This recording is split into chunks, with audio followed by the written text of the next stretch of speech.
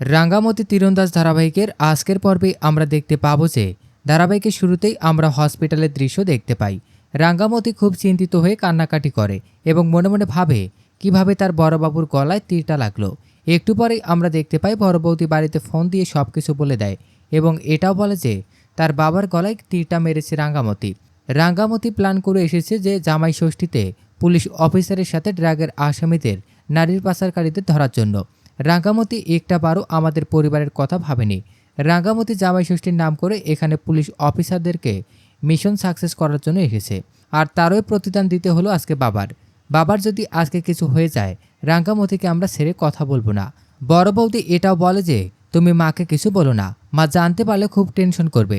আমরা একটু পরেই বাবাকে কলকাতায় শিফট করছি, এখানে ভালো চিকিৎসা করার মতো কোনো ব্যবস্থা নেই, দয়া করে তোমরা মাকে কিছু বলো না। আমরা আগে কলকাতায় যাই, তারপর তোমরা এসো। পরের সিনে আমরা দেখতে পাই বড় বৌদি কথাগুলো শুনে শম্ভুর মুখ যেন ফ্যাকাশে হয়ে যায়। পাশে থাকা সার্থক জিজ্ঞেস করে, দাদা কি হয়েছে, সবাই কান্নাকাটি কেন করছে, কি হয়েছে বল দাদা। সার্থকের কথা শুনে সবাই খুব টেনশন এবং কান্নাকাটিতে ভেঙে পড়ে। এদিকে সার্থক এটাই বোঝায় যে এখানে কান্নাকাটি করলে মা কিন্তু সব কিছু বুঝে যাবে, আর মাকে সামলানো খুবই কষ্টকর। মাকে আমরা কখনোই সামলাতে পারবো না, আগে কলকাতায় আসুক তারপর আমরা যাব। কথাগুলো বলে সার্থক সবাইকে নিয়ে রুমে যায় এবং বলে এখানে কান্নাকাটি না করে সবাই রুমে গিয়ে কান্নাকাটি করো, যাতে মা বুঝতে না পারে।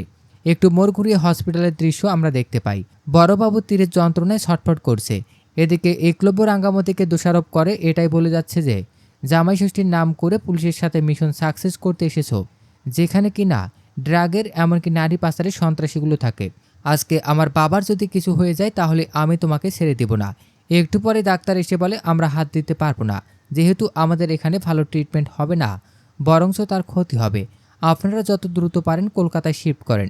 কথাগুলো শুনে একলব্য এবং বাকিরা সবাই কান্নাকাটি শুরু করে। এদিকে একলব্য রাঙ্গাকে বলে তোমার তীর ধনুক দিয়ে কারো গলায় কারো পায়ে মারার কি দরকার ছিল।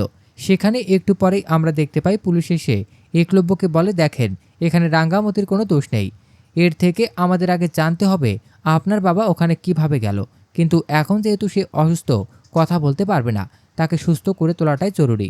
এখানে সময় নষ্ট না করে ওনাকে কলকাতায় নিয়ে চলেন। কথাগুলো শুনে একলব্য বলে দেখেন আপনার আইনের কথাগুলো আপনার কাছে রাখেন, আমার বাবার যদি আজকে কিছু হয়ে যায় তার দায় কে নেবে। আপনারা আমাকে গুটি হিসাবে ব্যবহার করেছেন, আমার কাঁধে বন্দুক রেখে আপনাদের মিশন সাকসেস করতে চেয়েছিলেন। সেখানে থাকা রাঙ্গামতি বলে আমি আর কোনোদিনও স্পর্শ করব না। এই কথা বলে ওখানে থাকা তীর ধনুক নিচে ফেলে দেয় রাঙ্গামতি। এদিকে আমরা দেখতে পাই ঘরের ভেতরে শম্ভু সার্থক পিসিয়া সবার কান্নাকাটি শুনে ফেলেছে একলব্যর মা। শেষ সিনে আমরা দেখতে পাই ডক্টর এসে একলব্যকে বলে রোগীকে গাড়িতে ওঠানো হয়েছে, আপনারা দ্রুত চলে যান। ডাক্তারের কথা শুনে একলব্য এবং বাকিরা সবাই চলে যায় এবং বড় বৌদি মনে মনে বলে রাঙ্কা আমি তোর তীর দিয়েই তোর পরিবারকে শেষ করে দিয়েছি। তো দর্শক, এই ছিল রাঙ্গামতি তীরন্দাজ ধারাবাহিকের আজকের আপডেট। প্রতিদিনের আপডেট সবার আগে পেতে আমাদের চ্যানেলটি এখনই সাবস্ক্রাইব করুন।